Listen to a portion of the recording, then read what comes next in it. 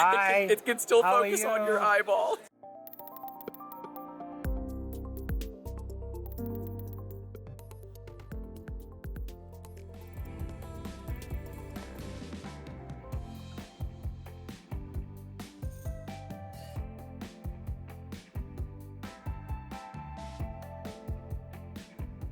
We are here at the Microswiss booth where things are getting a little flow heavy, aren't they? What do we got? Yeah, so what we have here today, we brought our Flowtech Hotend. Okay. So what's unique with the Flowtech Hotend, it has the nozzle has a integrated key brake into it. Uh-huh. So if you look at the nozzle, it has a titanium key brake, Okay. which goes right into a cooling block. This way you can change your nozzles when it's cold. You don't need to use two hands and warm Probably it up. break something because you're over tightening it. Yeah. Yeah. And also, it's leak proof, so you're never gonna have a filament coming out of pressed in titanium thermal brake. Well, let me take a look at this because this is that's like a 4mm nozzle. That's a pretty big nozzle you got. Yeah, I mean, we have a... It's a printed model, obviously, guys. Come on. But no, this is honestly, if you pick that back up because that's actually really cool. Yeah, like it's a whole mock-up. the Flowtech is very tiny. Can we show what the real size of a Flowtech looks like? Like, you know, this is you versus the guy she tells you not to worry about. Like, seriously, it's so cool to see big models like this because it shows off. Oh, I'm putting in the wrong friggin' end, aren't I? Jeez, professional over here. It shows the size difference and what this really does. That is so cool. We run the series Print Fix Friday, which we'll card to so you guys can take a look.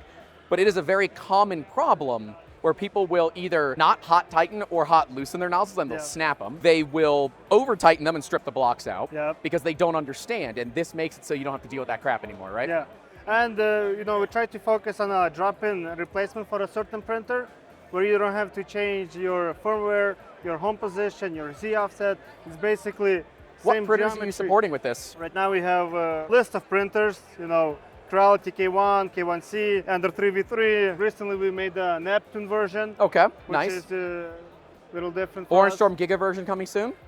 Maybe? We'll see, yeah. Seems So like they we'll need be new nozzles adding. relatively often. Yeah, and today we're actually brought something new. Haven't shown to anybody, which is a diamond tip.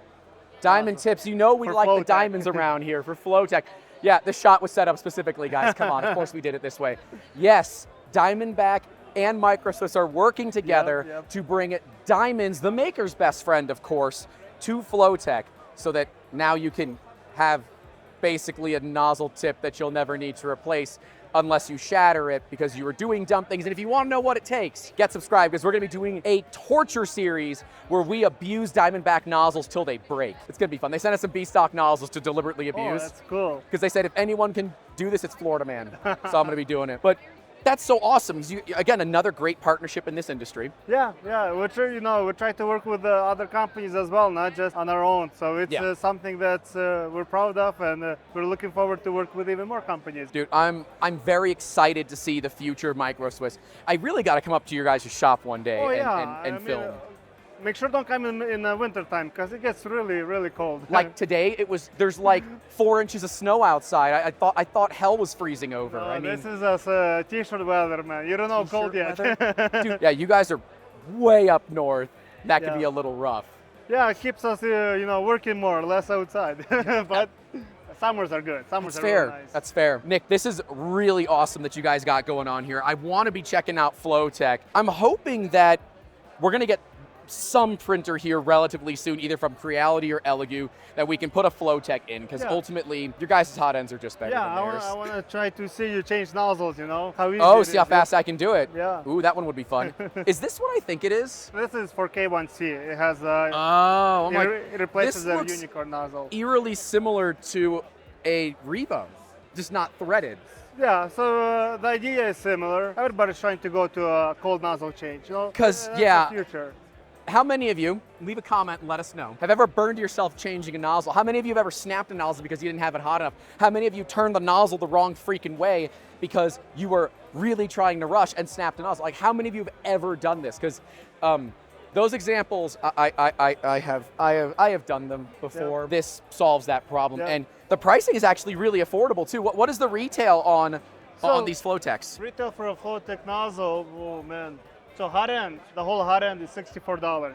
That's not bad. So, you know, you get the whole drop in. But the nozzle, I think it was like $16 for brass. It's a two-piece nozzle. You know, the CM2 nozzles have a tool steel tip. Yep. So, which is also Yeah, so if you don't want to spend the diamond money, you can go with tool steel instead. Yeah, right in the middle. And that's a good option because, like, it can be tough to spend the extra money on the diamonds, right? That's always been the complaints that we hear about the Diamondbacks. They're so bloody expensive. But it is the last nozzle you'll likely ever need. Yeah.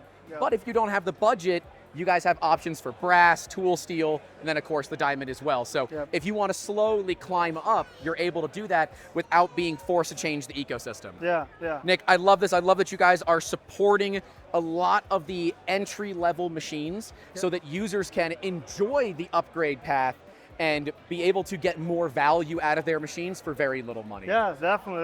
That's kind of what we're sticking to. Yeah. Drop in and go. That's what we love. But everyone, check out Microswiss in the links below. You got to check out this stuff, especially if you have a Creality or an Elegoo printer. They are supporting the machines now, so you got to go get yourself some new Hotends to make your Hotends work better because, yeah, the K1 that we worked on, it was a thing. Anyways, guys, on to the next one. Stay tuned.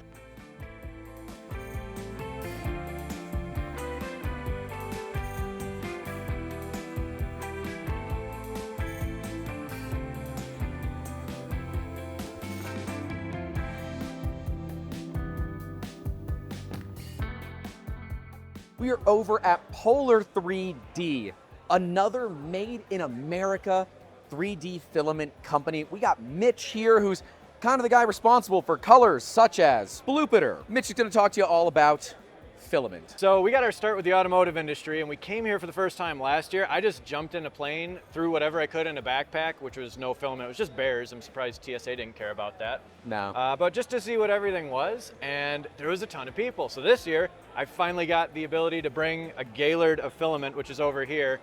We brought it all here. It's been pretty hot based on recommendations, which is really cool. So there was a handful of people that gave recommendations to other people.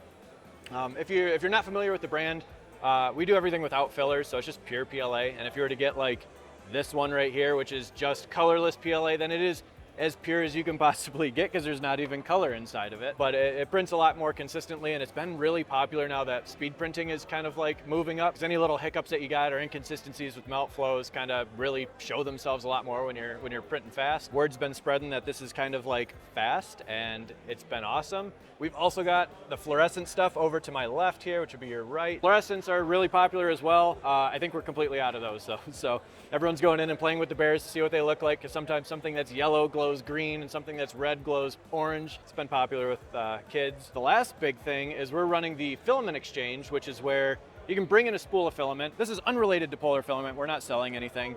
Random spools of filament. Yep, anything that you've got like collecting dust in your closet, something that it's still good, but you don't use it anymore. So it's a good chance to drop that off, and then you can pick up a different spool that was from somebody else's closet and get a chance to try new materials. There's been a lot. I've seen Ultem so far. I've seen like a bunch of like nylon Onyx. Yep, UV resist or UV reactive stuff. Where's the Ultem? It's gone. It was gone. Like a lot of these spools, they hit the bin and then they're just taken immediately. Who would do? If you have Ultem that you don't need, freaking email me. I want it. Yeah, there's a ton of nylon too. Somebody dropped off a 5 kilogram spool of nylon, and that's gone as well. I can't believe somebody took that.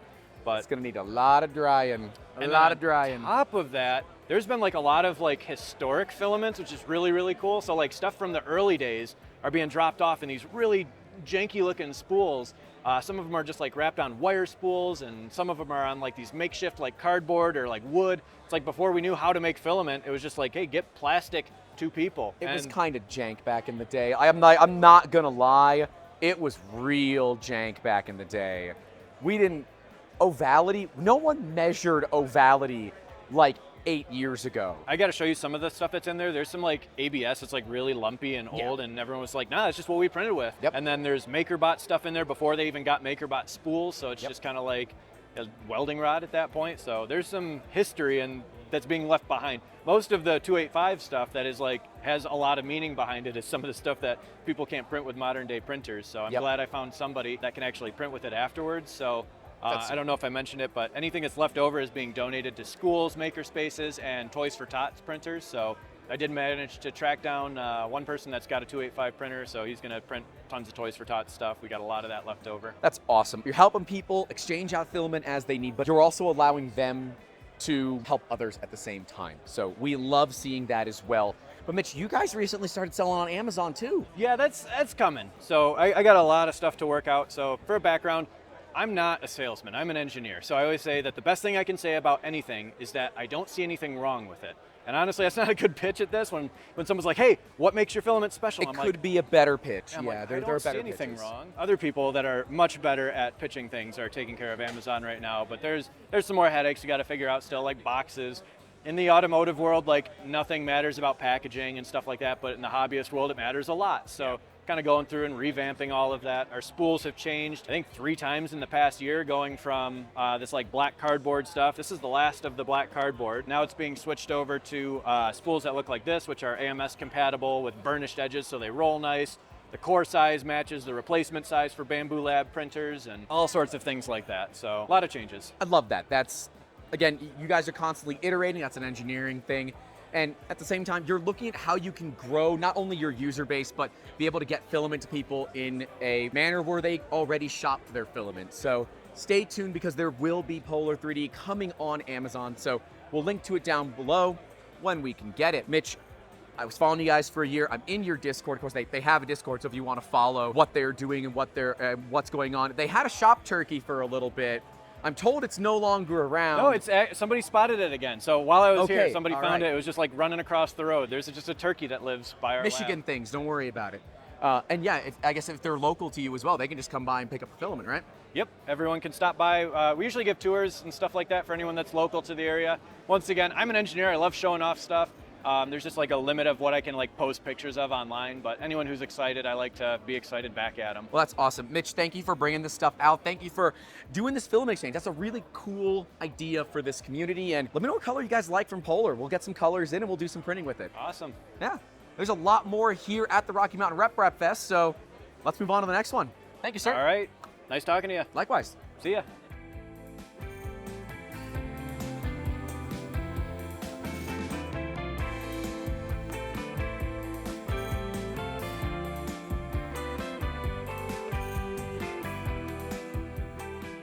We are here at Prusa with my good buddy Shane. We're going to be talking all about Big Orange. What's going on with Prusa?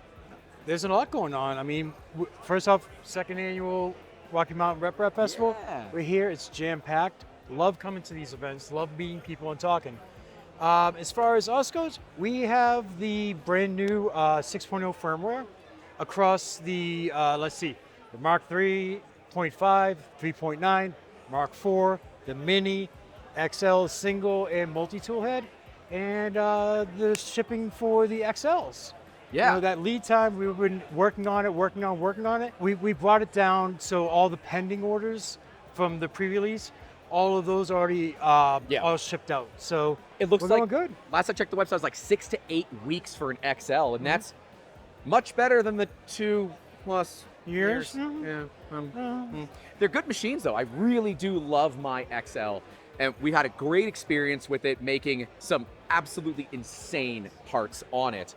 But something that a lot of people don't know, the Mark 3.5, Yes. the Mark 3.9, Mark 4, and the XL Good job. all have touch screens. Did you know that? I did not know that. You knew that. Of course. I also knew that, but a lot of people didn't know that. And in the brand new firmware, it's being brought in. So your machine that to you was just a knob and a click wheel and all that, no, it's actually a touch screen, and the interface is really, really nice. At filming this, the XL's still in release candidate, but this is gonna be like 3 weeks, so it's probably out by now. We'll link to them down below. We've been playing with the release candidate. It is awesome. To be able to use that touchscreen is so much fun. I really enjoy it because it means that I don't have to just rely on that click wheel anymore. And I'm also, it's just weird for me to touch a Prusa screen because we've never been able to do it. And now all of a sudden a firmware thing has unlocked. That's the thing I've noticed with the XL. We got the XL, it didn't have input shaping. Then you put input shaping on it and it got double the speed. Then you did phase stepping, and now I really don't ever know if it's running. 6.0 also added silent mode, which Yep. I'm not entirely certain, outside of the travel moves, how much quieter we could make the XL. There's a few different. We can try a few things. It's a big machine that is now not very loud. It is the quietest fast printer that we own, Yep. like by significant margins. We always had. There was always an option for the touch screens, right? But and actually, this feature was added within the XL first. During beta testing, we would activate it, and then it would break the firmware releases. So what they did is they got the firmware sorted first, so it was perfect. Then they went back, they reactivated the touchscreen and to make sure it didn't break anything. And then what we're able to do is to trickle that down to the other machines as well. So that's how it always works. If we have one feature that works on one machine, if it can be carried over, it all flows downhill from there.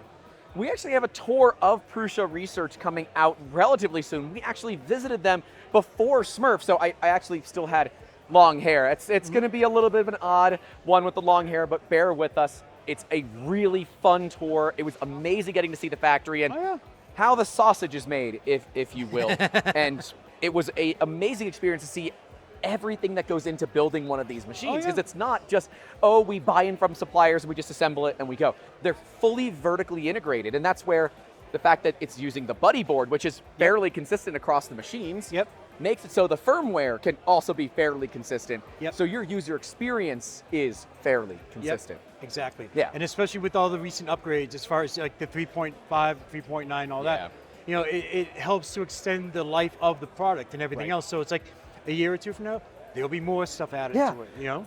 I say in this current market, the Mark 3S Plus is a 90s Toyota Corolla. It's not the fastest, it's not the quietest, it's not the best looking, but you know what it is? It's gonna be really reliable. But I'm told that for like 250 bucks, you can slap a big fatty turbo on that, a little bit of nitrous, and make that thing scream at 9,500 RPM. So with the 3.5, what it adds is the buddy board. And then it also adds for the expansion bolts for the heat bed. Nice. Right. With the 3.9, it's that plus the neck extruder and the thicker Z rods. And you know, then you have the full Mark 3 to Mark 4 if you want to do that, or just a solid 4.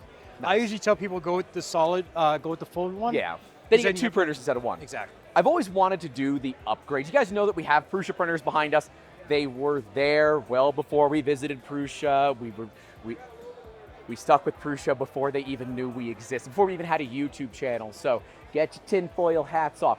But I think it'd be really cool for us to do in that background a 3.0, a 3.5, a 3.9, and a 4.0. Let me know what you guys think, because that would be a really fun upgrade series that we could do on YouTube. And I don't know, maybe we could get them to help us cover the cost. What was that? Sorry, I had to clear my throat. Oh, okay. Yeah. It's a high altitude. It is. Oh, the air is know. so dry here. Oh, yeah. Guys, let us know what you would like to see coming out of Prusa Research, because we did see some awesome stuff when we toured the factory, including it. I know. We'll talk about those things later. But the AFS. I really want to see more about the AFS, and we got an awesome opportunity to talk with Tommy from the AFS.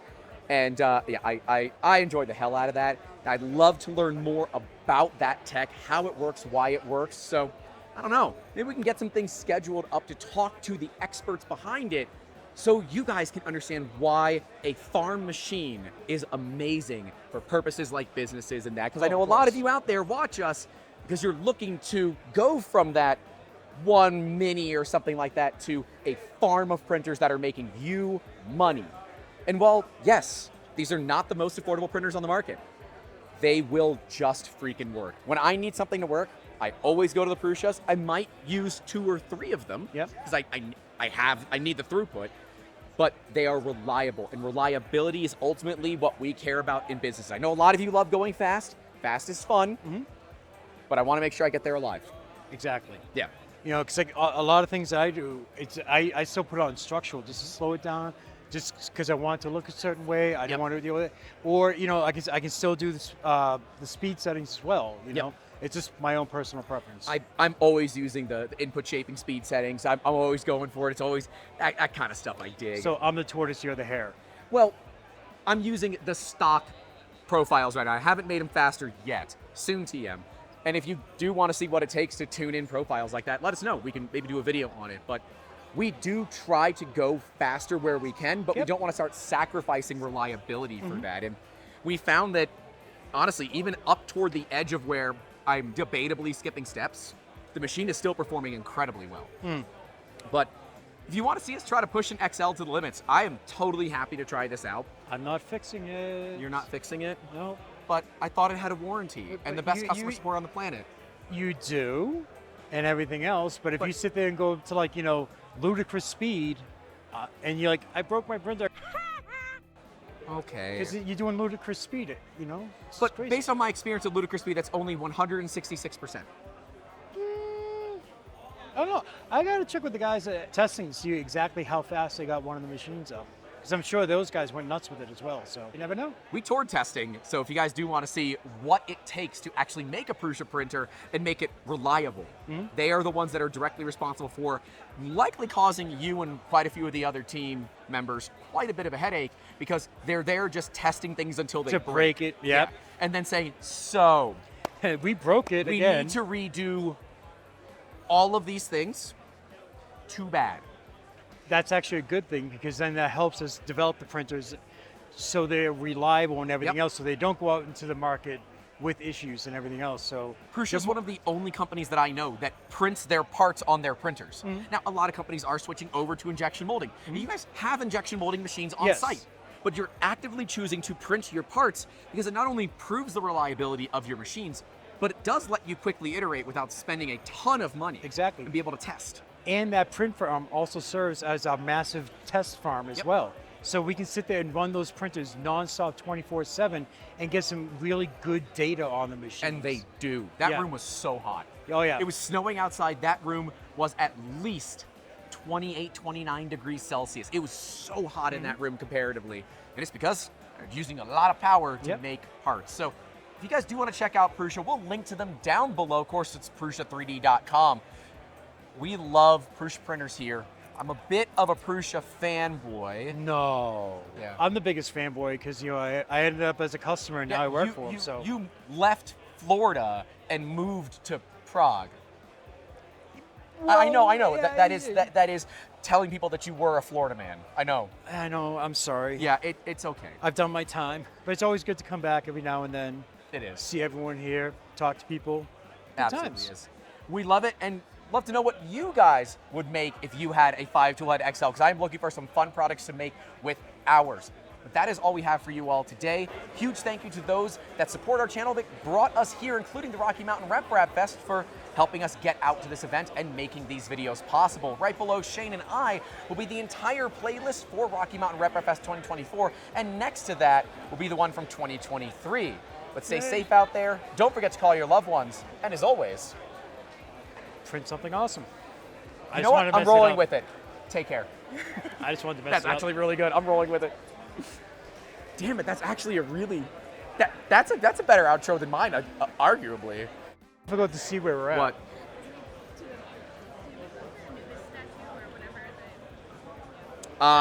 Is it? I want that on bloopers. Please. Like,